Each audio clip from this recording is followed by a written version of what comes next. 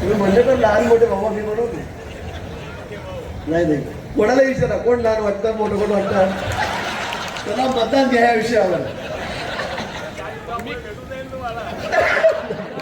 तुम्ही जिल्ह्यात कुठे विचारा तुमच्या मतदारसंघातील लोक हे सांगतील ते म्हणत नकली केस बसवले म्हणतोय. मान्य गुलाब भाऊ योजना आहेत दादांचं दिवसभर तेच चाललेलं असतं त्या ठिकाणी दुसरं त्याचा विचार त्यांच्या मनामध्ये नसतो. आणि मग ज्या ज्या आपल्या योजना आहेत ज्या ज्या आपला निधी आहे त्याच्यामध्ये आम्ही कुठेही कमी पडणार नाही कुठेही कमी पडणार नाही. ते सरकार जे आहे ते शेतकऱ्याबद्दल सहानुभूती असलेलं सरकार आहे.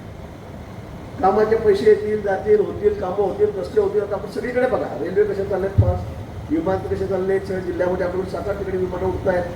रस्ते कसे झाले सगळीकडे सिमेंटचे रस्ते झालेले आहेत. पूर्वी काय परिस्थिती सरकार बदललं 12 वर्षापासून मोदीजी पंतप्रधान झाले सगळे देशभरातले कुठेही जा तुम्ही सगळीकडे सिमेंटचे रस्ते कुठे तुम्हाला खड्डे कुठे दिसते फार क्वचित ठिकाणी असतील की त्या ठिकाणी पडत आहेत. पण आता ते काम त्या ठिकाणी सुरू आहे. अगदी शेतात जाणारे गुलाबभाऊ शेतात जाणारे रस्ते सुद्धा पोखरामध्ये आपण त्या ठिकाणी घेतले ते सुद्धा आता अतिशय चांगले दर्जेदार होत आहेत. शेतकऱ्यांचे प्रश्न मिटत आहेत. कुठलं इलेक्शन नसताना निवडणूक नसताना आपण आता कर्जमाफी केली. आज शेतकऱ्यांना कुठे ना कुठे आपण आधार त्या ठिकाणी दिलेला आहे. अडचणीच्या असल्या शेतकऱ्यांना आपण कुठे आधार दिलेला आहे. आता यावेळी 40,000 कोटी रुपये आपण त्या ठिकाणी कर्जासाठी शेतकऱ्यांना दिले. संकटाच्या काळामध्ये मदतीत आपण त्यांना जाऊन जातोय. आपले आमदार त्यासाठी पाठपुरावा करतायत. मला वाटतं कधी कधी मदत तुम्हाला एवढी मिळते की आमच्याकडे काही नसतं 40 मध्ये सगळं चाललंय. मग जर हे बघा पापलगिरी झाले बट दाखवून होता तो पडतो माझा खिशामध्ये आम्हाला कसं जळवतो अजून. म्हणजे असं इतकं जोरात काम मंगेशकरांचं या ठिकाणी आहे. आणि म्हणून त्या ठिकाणी आम्हाला अभिमान वाटतो की आम्ही जी निवड केली वारंवार सांगतो आम्ही जी निवड केली ती योग्य आहे. एक चांगला कार्यकर्त्याच्या हातामध्ये आम्ही 40गाव तालुका दिलेला आहे. चांगल्या कार्यकर्त्याला नुसता कार्यकर्ता कसा असावा नेता कसा असावा लोकप्रतिनिधी कसा असावा त्याचं उत्तम उदाहरण काय असेल तर मला वाटतं मंगेशदादा या ठिकाणी मंगेशदादाच आहे. आणि म्हणून मंगेशदादा तुम्हाला मनापासून खूप खूप शुभेच्छा देतो. तुमची प्रतिभाताई या ठिकाणी आहे तिला सुद्धा मनापासून खूप खूप शुभेच्छा देतो. आपण सगळे सहकारी आहेत सगळे सभापती आहेत थोडी मार्केट कमिटी आहे थोडी शेतकरी संघाचे असतील वेगवेगळ्या क्षेत्रामध्ये काम करणारे सगळे पंचायत समितीचे आहेत जिल्हा परिषदचे होतील राहतील नगरपालिका सगळे आपल्या ताब्यामध्ये सगळे नगरसेवक आहेत. आपल्याला मनापासून खूप खूप शुभेच्छा देतो. ग्रामीण भागात आपण काम करतोय आपण पाण्याचं काम करतोय पिण्याचं पाणी गुलाब पण गावातले रस्ते जे आहेत शहरातले त्याच्याकडे आपलं लक्ष द्यावं लागणार आहे. ते सुद्धा आपल्याला शहरातले रस्ते त्याचं कॉन्क्रिटीकरण करावं लागणार आहे. तर 40गाव शहर मोठं शहर आहे. या जिल्ह्यामध्ये जळगाव भुसावळ सोडलं तर मला वाटतं 30 नंबरचं शहर आहे. आणि त्या ठिकाणचे रस्ते प्रतिभाताई आपल्याला त्या ठिकाणी रस्ते सुद्धा ही आपली जबाबदारी आहे. जर बोलली नाही तर होणार नाही. जोरात मागणी केली पाहिजे दादासारखी ते रस्त्याचं काम करा म्हणून. मला वाटतं ते रस्त्याचे काम करण्याची जबाबदारी सुद्धा आपली ज्या ठिकाणी आहे. आणि म्हणून मी आपल्याला पुन्हा सांगतो की या ठिकाणी आम्ही कुठेही कमी पडणार नाही. आम्ही कुठेही कमी पडणार नाही. जे जे आपल्या काही मागण्या असतील गुलाबभाऊ तुम्ही काळजी करू नका तुमच्याकडे आपण धरणा करतोय. आता आपण 25 वर्षामध्ये खूप काही केलेलं आहे. तुमचा बॅकलॉग होता थोडा त्यामुळे आपल्याला निश्चित पूर्ण करावं लागेल. पुन्हा मी आजच्या या कार्यक्रमाच्या निमित्ताने मनापासून अतिशय मनापासून दादांना या ठिकाणी शुभेच्छा देतो त्यांचं अभिनंदन करतो. तुम्ही तुमचे सगळे सहकारी सगळे कार्यकर्ते आणि सगळे अधिकारी की ज्यांनी मनापासून या ठिकाणी काम केलेलं आहे त्यांना सर्वांना खूप खूप शुभेच्छा देतो आपलं अभिनंदन करतो आणि थांबतो. धन्यवाद. जय हिंद जय महाराष्ट्र. तर म्हणजे 40गावच्या विकासाच्या प्रवासातील एक महत्त्वाचा आणि आनंदाचा क्षण आहे. त्या ठिकाणी आपल्याला माहीत आहे मंगेशदादा चव्हाण याचा दूरदृष्टीकोन त्यांची खरंच दूरदृष्टी मी म्हणत तुला बोलायला की इतकं चांगलं काम म्हणजे कुठल्या भाषेमध्ये कौतुक करावं कुठल्या भाषेमध्ये त्यांचं अभिनंदन करावं हे मला कळत नाही. इतका दूरदृष्टी असलेला नेता आपल्याला या ठिकाणी मिळालेला आहे की मी शब्दामध्ये सुद्धा सांगू शकणार नाही. कामं आता मी ज्यावेळेला बघितली तेव्हा गुलाबभाऊ मी आश्चर्यच करत होतो की असं कसं काय होऊ शकतं. मी 35 वर्ष मला झाले 5 वर्ष सरपंच 40 वर्ष मला मी कॉलेज सोडल्यापासून निवडून येतोय. गुलाबभाऊ या ठिकाणी 5 टर्म त्याचे झालेले आहेत. म्हणजे पण आम्हालाही आश्चर्य वाटतंय की कसं काय होऊ शकतं. असं अतिशय प्रामाणिकपणे काम म्हणजे किंमत सांगितल्यावर मिळते इमारतीची ते इतकं त्यांनी लक्ष देऊन काम केलं आहे. म्हणजे आम्हाला वेळेलच लक्ष दिलं. आधी महिन्यातून 2 दिवस 3 दिवस घरी येतो, 28 दिवस बाहेर फिरतो.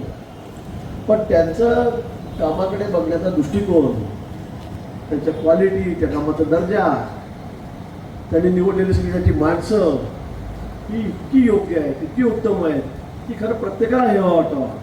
मी तर म्हणतो, मी गुलाबाला म्हटलं की महाराष्ट्रामध्ये सुद्धा असं कुठेही नसेल इतका दर्जेदार काम, महाराष्ट्रामध्ये सुद्धा कुठेही नसेल इतकं दर्जेदार काम तुम्ही या ठिकाणी केलेलं आहे. गुलाबभाऊ मला म्हणलं की चला आपण घर बांधलं तर आपल्या घरी सुद्धा असं राहणार नाही, रेस्ट हाऊस सारखं. इतकं क्वालिटी मेंटेन त्यांनी त्या ठिकाणी केली. कुठे तडजोड नाही. तडजोड यासाठी नाही की कुठे चिंधीचोरी नाही. मला काय देतो, 10% देतो का 20% देतो का 5% देतो. त्या चिंधीचोऱ्या झाल्याच नाही ना, पूर्वीसारख्या चिंधीचोऱ्या नाहीच. बरोबर आहे की नाही? आणि म्हणून इतकं दर्जेदार काम होऊ शकतं. त्याचं पुरी भानगडी मारामाऱ्या फक्त काय, माझं काय, तू काही कर, आमचं काय, 10% मी सांगत नाही. पण अशा पद्धतीने माणूस ज्यावेळेला काम करतो तो माणूस थोडे दिवसच राजकारणामध्ये टिकतो. जास्त वर्ष टिकत नाही, जास्त दिवस टिकत नाही, मी तुम्हाला सांगतो. पण मंगेश दादा पहिल्यांदा 4000 मध्ये निवडून आले. मला त्यावेळेला तर खरंच होतं, आता काय होतं काय नाही, शेवटपर्यंत माझ्या ठिकाणाकडे माझं लक्षात नव्हतं. मग ते मंगेशचं काय, अरे मंगेशचं काय, शेवटी मग आपलं जमलं. 4000 मंगेश त्या ठिकाणी निवडून आला आणि मी सुट्टीचा श्वास सोडला. कारण खूप भानगडी करून मी तिकीट दिलेलं होतं, तुम्हाला माहिती, प्रेस्टिज करून तिकीट दिलेलं होतं. मंगेशला तिकीट द्यायचं, कारण राजकारणामध्ये कसं की फार मंगेशचं त्याचं काम नव्हतं. वाचायचा त्याच्या वेळेचे खासदार आमदार बरोबर तो फिरायचा, त्याचा मित्र होता. पण तसं की फार जुना कार्यकर्ता म्हणून मंगेश नव्हता. पण बाई प्रयोग केला, त्याला तिकीट दिलं आणि मंगेश पहिल्यांदा दादा आपला 4000 मतांनी निवडून आला. पण 5 वर्षात त्याने अशी वोट बांधली, असं काम केलं की पुढच्या वेळी म्हणजे सगळ्यांनाच त्यांनी मागे टाकलं. जिल्ह्यामध्ये 86,000 मतांनी मंगेश दादा निवडून आला. तरी तर एवढ्या थांबायचं नाही आहे. तुम्हाला आमचं रेकॉर्ड मोडायचं, 7 टर्मचं रेकॉर्ड मोडायचं आहे. आणि ते मोडतील एक थोडं, मला शंका आहे का? तुम्ही या ठिकाणी सांगितलं 15 वर्ष, मी म्हटलं गेलं काम करून टाकलं. दादाचं कामच पटवलं तुम्ही म्हटलं 15 वर्ष. आणि हे आपल्या कृतीतून होतं, आपल्या वागण्यातून होतं. नुसत्या इमारती बांधून होत नाही आहे. खूप चांगल्या इमारती बांधल्या, सुंदर इमारती बांधल्या, खूप चांगलं काम झालं. नुसत्या इमारतीमुळे माणूस खूप चांगला निवडून येणार नाही, तिसऱ्यांदा येणार नाही, चौथ्यांदा येणार नाही. पण लोकांची बांधिलकी, कार्यकर्त्यांची बांधिलकी. गुलाबभाऊने खरं सांगितलं की त्याच्याकडे सोन्यासारखी कार्यकर्ते, त्याला काय वाटव आहे. मी मतदारसंघामध्ये शेवटच्या 4 महिने पाय ठेवत नाही. विचारा कोणाला, गुलाबभाऊला विचारा, मंगेशदार विचारा. जातो मी राज्यभर फिरतो. मी फक्त फॉर्म भरायला एक दिवस जातो आणि मतदानाच्या दिवशी जातो. सकाळी मी मतदानाच्या दिवशी, आपल्या दिवशी संध्याकाळी 6 वाजता उतरतो हेलिकॉप्टरने, लगेच ठिकाणी घेतली, परत मुक्ताईनगरकडे गेलो. मुक्ताईनगरला गेलो होतो मी प्रचाराला. माझ्या मतदारसंघात सकाळी मतदानाच्या वेळेला मी आलो. एवढा विश्वास कार्यकर्त्यावर असावा लागतो आणि तेवढा त्यांच्याही नेत्यावर असावा लागतो. आणि म्हणून त्यांच्या भरोश्यावर आमच्यासारखे नेते आम्ही तर मतदारसंघात पाय ठेवत नाही. पण कुणाच्या भरोश्यावर? प्रत्येक कार्यकर्त्यांच्या भरोश्यावर, तुमच्या भरोश्यावर. आणि म्हणून गुलाबभाऊने सांगितलं खरं आहे की सोन्यासारखे कार्यकर्ते आमच्याकडे. आणि म्हणून आमच्यासारखे साधारण माणसं, मास्तरांची मुलं गुलाबभाऊंकडे काय होतं, माझ्या गुलाबभाऊने सांगितलं 10,000 मतं, माझ्याकडे 3,000 मतं पण नाही समाजाची. पण लोक देतात निवडून. माझी बायको 7 वेळा 8 वेळा निवडून आलेली आहे. 4 वेळा जिल्हा परिषद सदस्य आहे, 4 वेळा नगराध्यक्ष झालेली आहे, 8 वेळा तिला निवडून दिलेलं आहे. हे कसं होतं तर जीवाला जीव द्यावा लागतो. असं नाही होत साधं. रस्ते केले, इमारती बनल्या, झाला तर मग भाऊ भेटत नाही, तिकडे चालले तिकडे झाले. पण त्याच्या संकटाच्या काळात, सुखादुःखात तुम्हाला त्याच्याशी एकरूप व्हावं लागतं. त्यांना वाटलं पाहिजे माझ्यावर अर्ध्यारात्री संकट आलं तर माझा नेता या ठिकाणी तयार आहे, तो माझ्यासाठी धावू नये. पण आम्हालाही वाटलं पाहिजे की आमच्या तयारीस्ट आलं तर आमचा कार्यकर्ता खंबीरपणे आमच्या पाठीशी बसला पाहिजे. तेव्हा सगळे जमतं. हे एकमेकाला पूरक आहे. नाहीतर नेता हवेमध्ये, कार्यकर्ता विचारा कामच करतोय तरी होत नाही, असं होत नाही. आणि म्हणून मला वाटतं मंगेश दादा या सगळ्या गोष्टीमध्ये खरा उतरलेला आहे. आणि म्हणून मी खरंच म्हणते त्याच्यासाठी सांगतो की मंगेश दादा म्हणजे मी मंगेश दादा काय बघतो. दादाने सांगितलं की काही काही ठिकाणी असं असतं की हा पुढे चालला ना ओढ त्याच्या तगड्या, हा कसा काय पुढे चालला ओढ त्याचे पाय. असं नाही आहे. मी मंगेश दादामध्ये या पक्षाचा, या जिल्ह्यामध्ये उद्याचा नेता बघतोय. उद्याचा नेता बघतोय. आम्ही किती दिवस 7 टर्म झाल्या, अजून एक वर्षी टर्म, एखादी टर्म. आता वय मी सांगत नाही तर गुलाब परत टिप्पणी करतील की मी मोठा आहे का लहान आहे म्हणून. पण कुठेतरी आपण थांबलं पाहिजे, आपल्यालाही वाटलं पाहिजे. तिथं सर्ण मसनामध्ये जाईपर्यंत आपण नाही मीच काय मीच कशासाठी मीच, शेवटपर्यंत उठात नाही, बसात नाही, चालत नाही तरी मीच. बंद करा हे नाही चालणार असं. आणि मग लोकांना ते कळायला लागलेलं आहे आणि लोक त्याचे उत्तर देत आहेत मतदान पेट्यातून आपल्याला. आणि म्हणून आपणही केव्हा थांबायचं, पुढे थांबायचं हे आपल्याला कळायला पाहिजे.